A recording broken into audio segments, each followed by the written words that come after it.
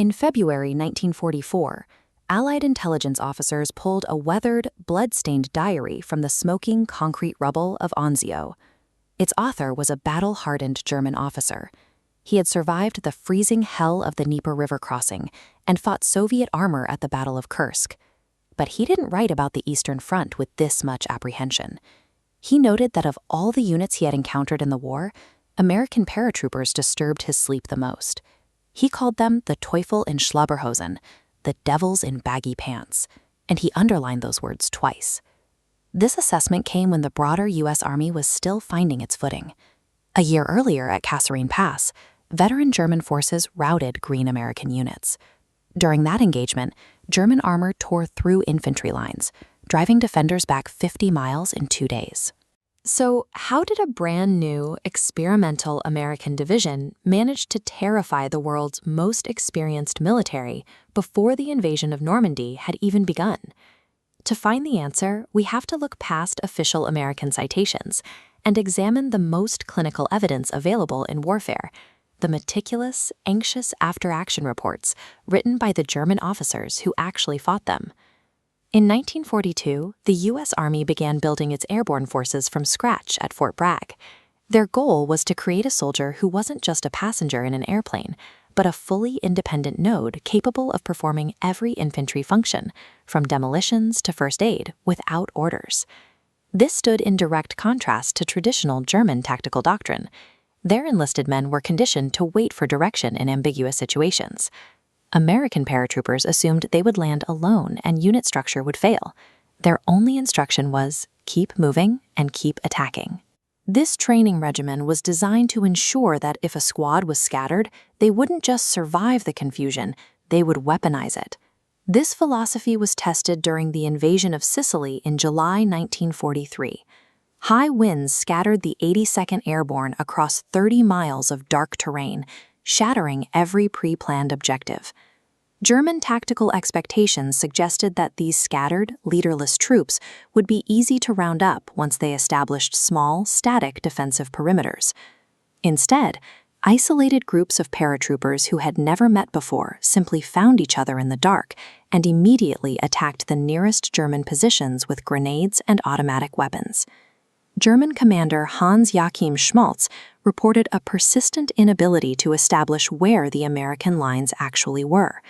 The paratroopers weren't trying to hold territory or maintain supply lines.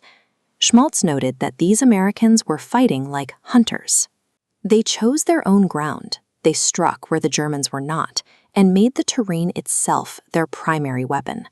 In their first combat jump, the 82nd proved that total disorganization was their greatest tactical advantage. 2 months later at Salerno, the Allied beachhead was on the verge of collapse. To save the perimeter, commanders ordered an emergency night jump directly into the embattled Allied lines. When German General Rudolf Sickanius learned that the paratroopers had arrived to reinforce the sector, his reported response was a single short sentence: "Here come the devils." The unpredictable nature of the 82nd's attacks paralyzed the German response. Sickanius spent an entire day consolidating his positions and reassessing the battlefield, breaking the careful operational sequencing his armored units depended on. By the time the division reached the winter mud of Anzio in early 1944, they had shifted their focus toward nightly psychological warfare. Small combat patrols were sent into no man's land every night with one explicit purpose: of engaging German positions, taking enemy prisoners, and destroying command posts in the dark. A German platoon sergeant named Klaus Brandt noted in his diary that his men were becoming nervous and losing sleep.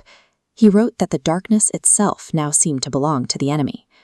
By treating the night as a home rather than a danger, the American paratroopers had systematically degraded the psychological resilience of the veteran German infantry. By June 1944, German intelligence was on elevated alert because these paratroopers were in the area. They had learned to identify the silhouette of the baggy jumpsuits and the large cargo pockets designed to carry equipment into the jump. When the Normandy drops were scattered and chaotic, just as they had been in Sicily, the German High Command's reaction reflected how much they had come to fear the 82nd. The German 7th Army's war diary shows that they interpreted the genuine confusion of the scattered landings as a deliberate, sophisticated deception plan, causing them to hesitate during the most critical hours of the invasion. That hesitation was compounded when a small, scattered patrol inadvertently killed German General Wilhelm Falley in a sudden roadside ambush, effectively decapitating the command structure of the 91st Infantry Division. The 82nd's most effective weapon during D-Day wasn't just their firepower, it was the institutional fear they had effectively seeded inside the German decision-making apparatus over the previous 14 grueling months. The tactical instincts the 82nd displayed in Normandy were developed long before the cross-channel invasion. They were refined through months of continuous, grinding combat in the volcanic soil of Sicily and the mountain passes of Italy. This reputation was not built on Allied press releases or post-war storytelling. The name Devils in Baggy Pants persists because it was recorded as a professional military assessment. It remains in the archives as a permanent testament to a generation of soldiers who turned their own disorganization into a weapon.